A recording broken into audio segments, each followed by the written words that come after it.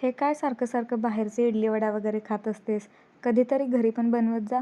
असं तुम्ही म्हणायच्या आधी सांगते, गॅस संपला होता आणि सिलेंडर येईपर्यंत म्हणून नाश्त्यासाठी इडली घेतलेली आम्ही बाहेरून.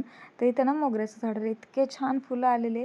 खूप छान वाटलं मला बघून आणि काहीच खत वगैरे वापरत नाही. नॅचरल घरातलं जे तांदळाचं पाणी वगैरे असतं ना, म्हणजे तांदूळ धुवून टाकलेलं पाणी वगैरे तेच टाकत असते मी झाडांना.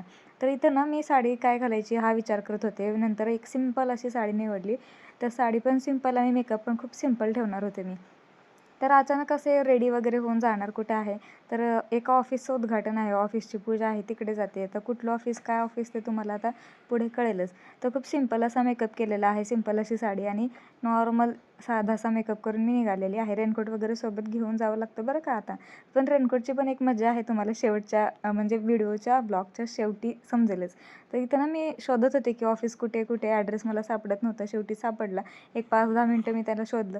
नंतर ऑफिसच्या इथे आलं. मला वाटलं की मी शेवटला आले, पण अजून बरेच लोकं यायचे बाकी होते. तर आम्ही थांबलेलो. फोटोशूट वगैरे झाला. आम्ही सगळ्या बायका जमा झालो. तर फोटो काढतोच. तर इथे ना माननीय आदरणीय रामशेठ ठाकूर सर आहेत, ते आलेले पूजेसाठी, उद्घाटनासाठी. तर पूजा वगैरे झाली, उद्घाटन झालं, भाषण वगैरे चालू होती.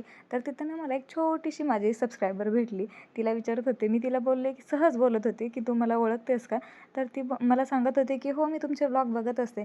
तर आमच्याच महिला मंडळमधल्या एका लेडीजची मुलगी आहे ती, पण मला माहिती नव्हतं की ती व्लॉग बघते वगैरे. तर हिला पण हाय करून घ्या.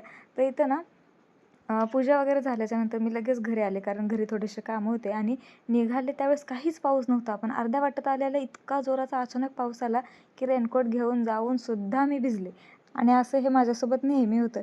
तर असा होता माझा आजचा ब्लॉग. कसा वाटला कमेंट करून नक्की सांगा. Bye bye.